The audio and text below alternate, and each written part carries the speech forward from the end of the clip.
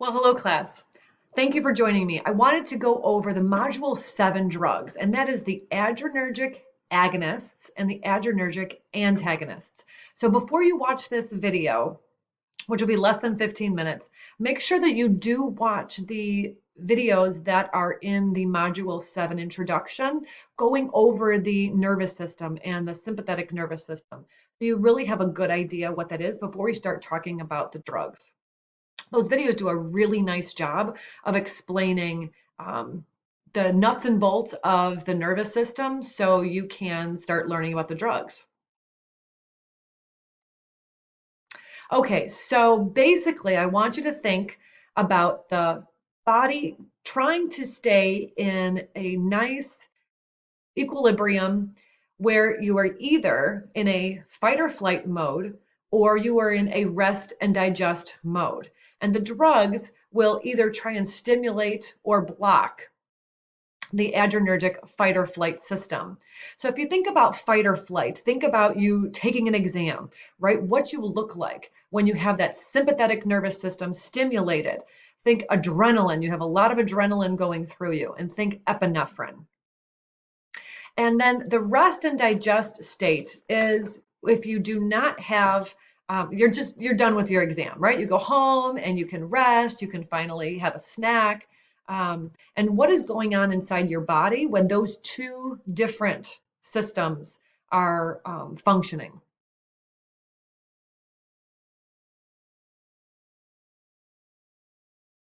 So your book has a really nice diagram on page 504, figure 30.2, which really explains what happens when that sympathetic nervous system gets stimulated. That is your adrenergic agonists, right? Agonists, we want to think about something that is going to make it go, that's going to make it happen. The sympathetic nervous system drugs that are agonists, we call those sympathomimetics, and think of mimic, that word there, sympathomimetic. It mimics the sympathetic nervous system stimulation and response. So imagine you are being chased by a bear. I like to use that example, as a lot of other folks do. But when you look on this page, 504, it's a little blurry and on the screen there, but it's not blurry in your text.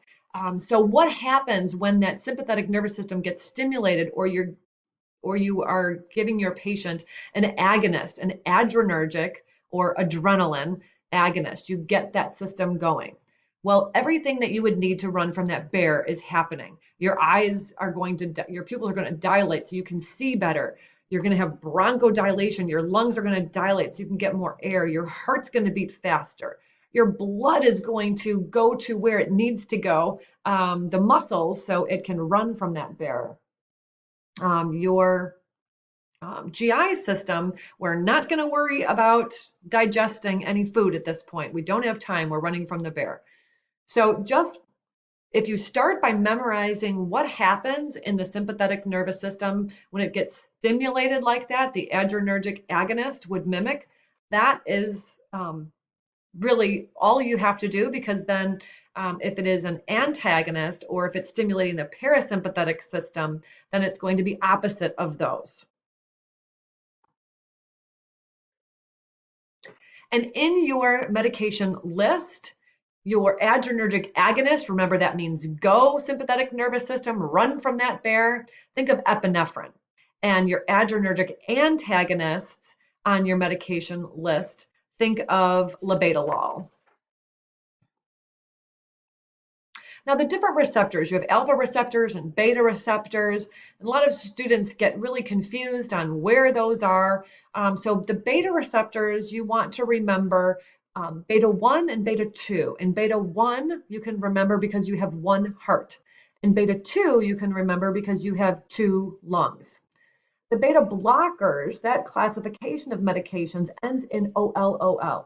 As promised at the beginning of the orientation for this course, I promised you wouldn't be memorizing hundreds and hundreds of drugs, but you wanted to remember them in their classification. And the suffix of different medications is very similar sometimes. Not always, but sometimes it is.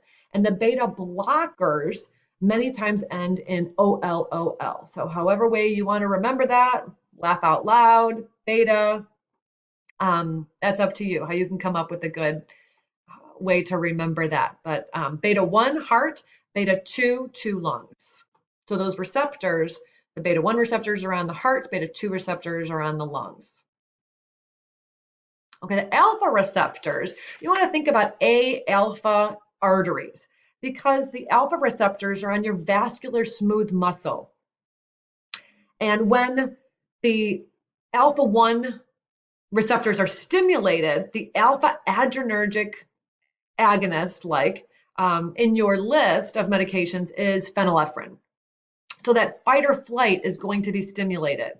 So again, looking on your book on page 504, you're going to have that increased heart rate, increased bronchodilation, high blood pressure. So we use phenylephrine in a case like shock.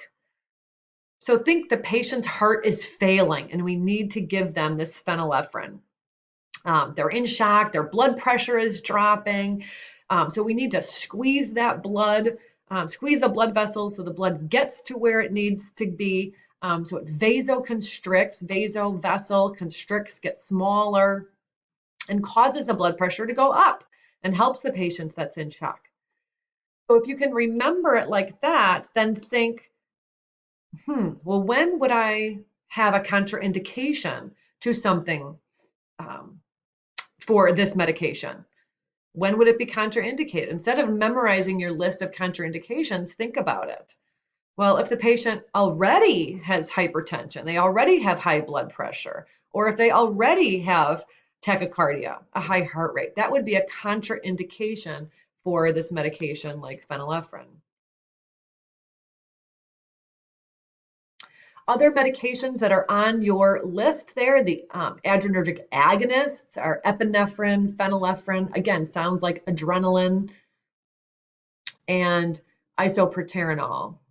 And then your adrenergic antagonists, labetalol, phentolamine, doxazocin, propranolol, atenolol. So can you think of a drug that would stimulate, so you should be thinking agonist, the lungs, you should be thinking beta 2, to breathe deeper to treat asthma?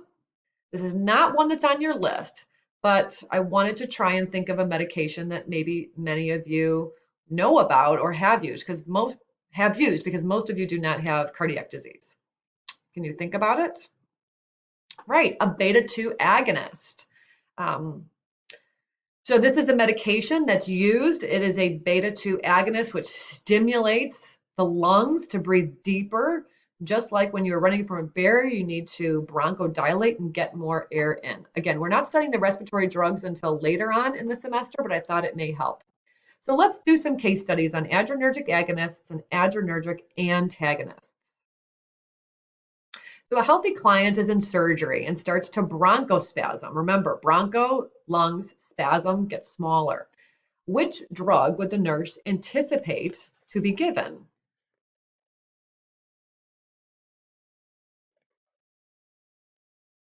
So would it be a beta 2 blocker? Would it be a beta agonist? Would it be a non-selective adrenergic blocker? So if you think about it, the patient's lungs are bronchospasming. The lungs need to open up. So the nurse would expect to give a beta agonist to mimic the adrenergic, bring more air in to breathe better, just like running from that bear. You need more air. This drug on your list is isoproterenol. The drug is a non-specific beta agonist, so it will stimulate all the beta adrenergic receptors. So again, think adrenaline, running from that bear. The sympathetic response, what would you see besides bronchodilation? So you've fixed the patient's bronchospasming, but what else are you going to see? What else would it stimulate? Well, it's going to stimulate the heart because it's non-specific. So it's increased the heart rate. So now you see your patient's heart rate go up. They have a stronger heartbeat. They have increased blood flow to the muscles. because of all of these extra effects that we really didn't need. There are other adverse effects or other effects. There's other medications that are used more commonly now, but we don't teach all of the new drugs that are on the market. We teach the basics so you can apply these concepts to all the medications. Excuse me.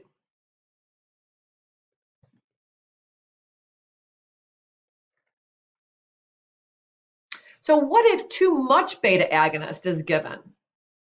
Okay, so would you anticipate that the nurse would be giving a different drug to reverse some of those effects? We already went through all those different things that could happen. What would the nurse anticipate be given? Well, if too much beta agonist, it's going to affect the heart because it's non-selective, is given, the nurse would anticipate an antagonist. Remember the antagonist? Think of an antagonist like in a story. It's the villain, the one that blocks something from happening. So we would anticipate giving an antagonist or a blocker. So we would anticipate a beta blocker being given if too much of that beta agonist was affecting the patient negatively. Okay, and now a client, this is a different client, a client has angina and hypertension, and the nurse anticipates which drug to be given. So the client has a history of chest pain, right, which is angina, and hypertension from his high stress job. He looks very stressed out. So the drug that we anticipate that may be given to help this medical condition, his heart is acting like he's running from a bear, right? He looks like he's seen a bear. And sometimes when you're stressed out and you are studying or you're taking an exam, you feel like you saw a bear. You have those same responses that you can't control. They're happening inside your body. So we are going to want to block this reaction. So a beta adrenergic blocker would be given. On your list, propranolol is a non-selective beta blocker. So it blocks beta 1, heart, beta 2, lungs.